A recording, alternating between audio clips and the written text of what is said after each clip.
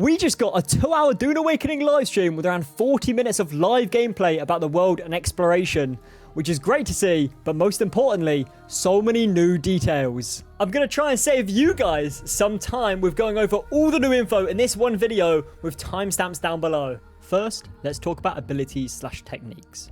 In the footage shown on screen, we have a super fast sprint ability, which I've not seen in any gameplay before. For a split second in the footage, it shows the different abilities and techniques that are available to unlock in the Bene Gesserit category. Unfortunately, I would be completely guessing as to what those entail by just looking off the images.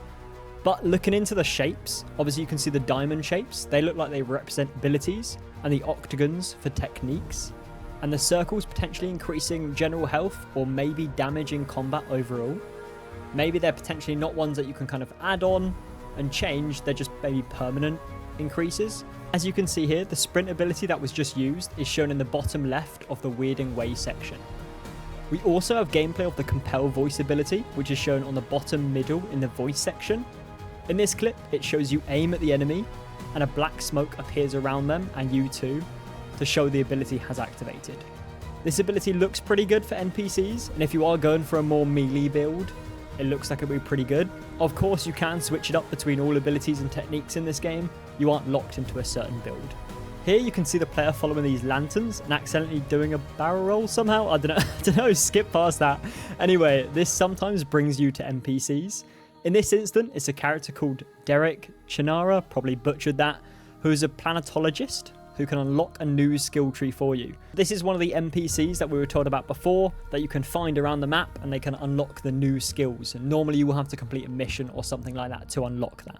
It was mentioned that the Shigawa hook can also be used in combat to stun the enemy, although this wasn't shown in the live gameplay. Let's go through the survey probe and the map. You can see the full use of the survey probe in action. It's used on high rocks and takes around 25 seconds to complete a full scan of the area, and this unlocks the map. So this would be the main way to survey and scan the map areas and unlock them for the deep desert. This reveals locations nearby, like outposts, so it shows you if you collected intel points available in the outpost as well, which is pretty cool. Also shows shipwrecks and the red circles, which are areas which are called drum sand. So when walking on it, it'll be louder than usual and will attract the worm quicker. There are also areas called tidal dust, which is effectively quicksand. Apparently this is the #1 killer of vehicles, so just be careful out there. The white smoke shows where flower sand is and can be harvested. I discussed this topic further about how it can be harvested in the video in the top right corner just shown now. You can also see this blue/green looking fog. This is a radiation zone, so you'll need the proper gear equipped to be able to go through it. They also mention in the Haga Rift, which is like the ravine area of the map, there is no sandworm, but there are other things. This wasn't expanded on further, so maybe other dangerous creatures, or maybe just hostile NPCs? We're not sure. I guess we'll find out. When you reach the edge of the map, you load into the overland map. You can only leave this area once you've crafted an ornithopter. As you can see, there's a little bit of a loading time. This is dependent on, I guess, server load and how many players are playing at that current point. In this overland map, you still lose water and fuel, so you will need to go to the little water deposits to refuel before continuing, as they wanted somewhat survival elements here as well. Imperial testing sites versus shipwrecks. What's the difference? Imperial testing sites are PvE and shipwrecks are PvP, even in the Haga Basin or Haga South. Shipwrecks mainly contain items to craft weapons, and Imperial testing stations contain items used to craft vehicles. They don't just contain this loot, but this is the main reason as to why you might pick going to one over the other. From gameplay, it looks like both of these have the pentashield doors, which mean you need to find an identification band around the area to go through into the testing site or shipwreck further. Of course, both offer different scenery and different things to discover. In the shipwrecks, you can steal vehicles from the NPC, like the buggy shown on screen.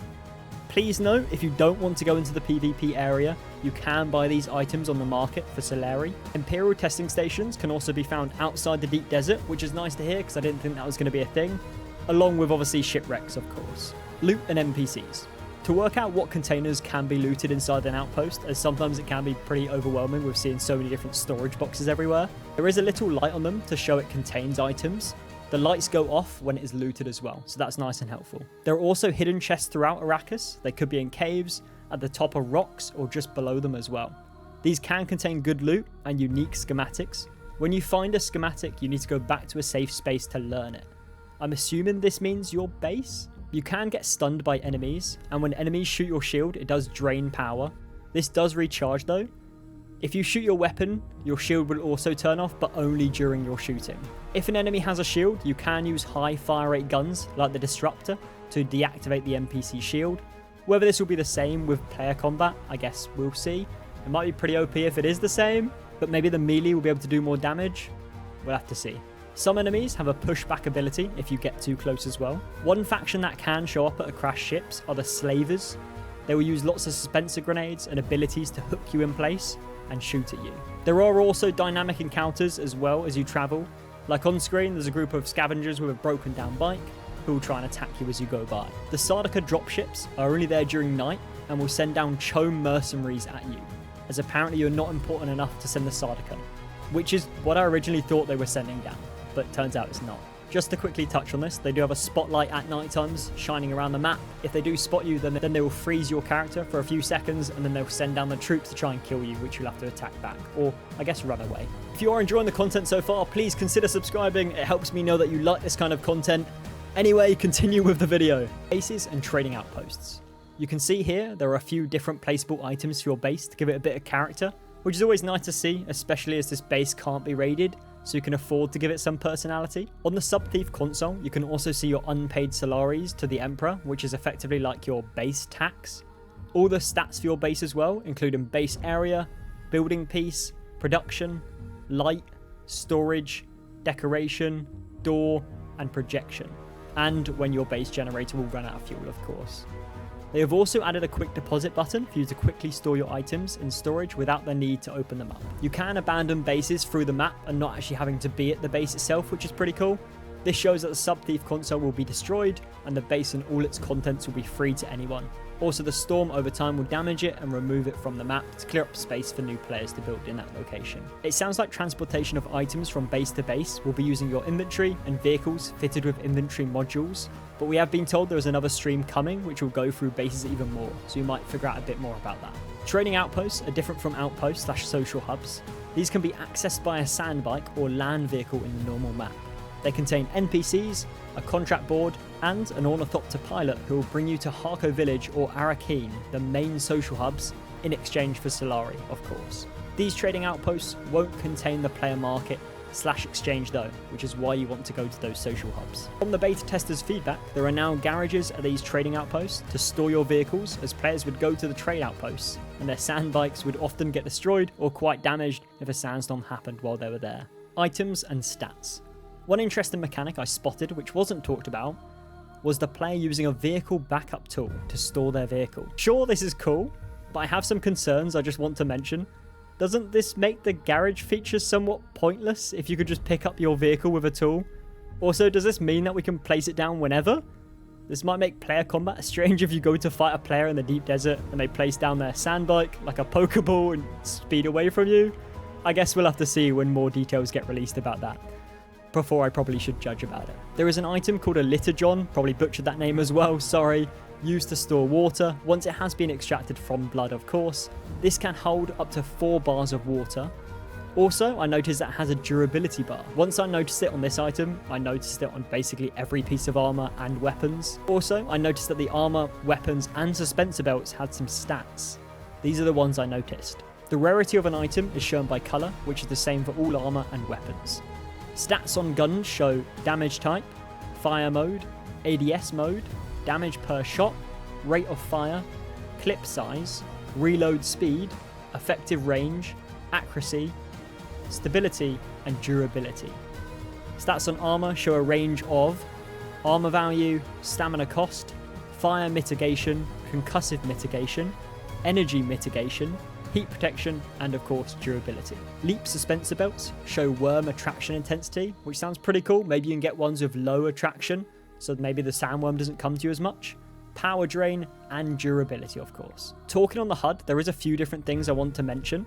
I will be making a video further going into everything, as there is quite a bit on the HUD, but what I noticed from the live gameplay was that you can go into a walk mode, which can be toggled on and off to stop you sprinting around, especially inside your bases. It also says on screen when a sandstorm is due in your sector, and kind of what time it will be there. The compass in the top right of your screen changes colour depending on the area you are in. So yellow for PvE, green for cities/neutral zones, and red for PvP. It will also warn you if you're going into a PvP area on the top of your screen as well. I also noticed there was a quick equip wheel for weapons and for emotes. Lastly, let's go through all the questions that were asked at the end of the stream. Some of this is old information, but let's go through all of them real quick anyway. Someone asked, is there voice chat? They said, yeah, there is proximity voice chat. It will have to be enabled as it is disabled by default. Another question, controller support on release. Yes, the game was built with controllers in mind. You also get vibration on controller from the worm as well, which is pretty cool. Are contracts forced co-op or can they be done solo?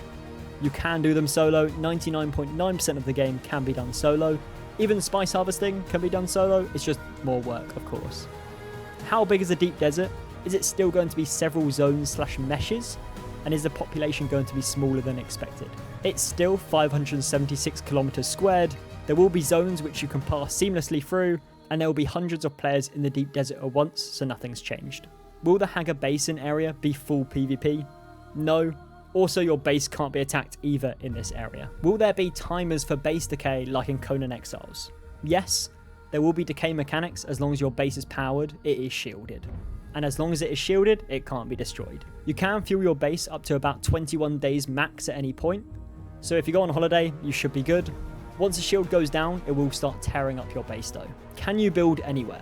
Kinda, yeah. There are areas which can't be built on, like the Atreides Fortress, or inside or around trade posts, or on a main road, so obvious areas so they don't get blocked. But you can build on the sand. Obviously, it attracts the worm very, very quickly. They did say check your log and it will be destroyed by the worm, so sounds like there will be logs for what has been destroyed, maybe a bit like Ark. Are there wind traps like the ones in Dune 2000? There are wind traps, but not like the ones in Dune 2000. They have their own ones, which are more in line with the new movies. They are very useful and efficient. Can you attack from the Ornithopter? Yes, it can be equipped with a rocket launcher module, and you can also stand on top of them. You can do this by using a sugar wire claw. So you can stand on top of an Ornithopter and shoot with a las gun. You can also attack from seated vehicles if it's open, and in the buggy you can shoot with the gun module equipped. Will there be different types of ground and flying vehicles? Yes, sand bikes, buggies, spice harvesters, and the different ornithopters like the transport ornithopter. Some can have passengers and some can't, but they are all modular, so you can tune it to fit your own experience. Is there any information for when Dune comes to console? No, unfortunately not yet, but it is coming. Can you speak about private server purchases? We know the community wants it, but there is a lot of things that go into decisions and technical aspects when it comes to the servers. The server structure is also complicated, so that needs to be taken into consideration as well. So at this point, we are looking into it, but we can't promise or say anything specific at this point. How frequently will the DLCs come out? Apparently every 3 to 4 months. What happens when you kill or are killed by someone within PvP? Do you drop everything? Are bodies fully lootable? It's not full loot drop. You lose durability, all spice, Solari, and resources. That can happen in the Landsrad though, if it gets picked. They didn't say about the Landsrad part, but this was said by Joel in another video, which is why I mentioned it here. Can you pet the worm? No, unless you count being eaten by it and petting it on the inside, they said. What is the maximum size of guilds? 32 now, they said, so maybe it might get increased, but I don't know. We'll wait and see, as the servers are 40 players and you can have 4 groups. Them saying 4 groups kind of threw me off a little bit, so maybe it's a max of 8 players per base, but you can be in the same guild? Not sure. I guess we'll kind of find out more details as they do a live stream a bit more on the base stuff. Anyway, thank you guys so much for watching, and if you did stay to the end, comment Arete, A-R-E-T-E. Those who know, know. More content coming soon. Thank you so much. Peace.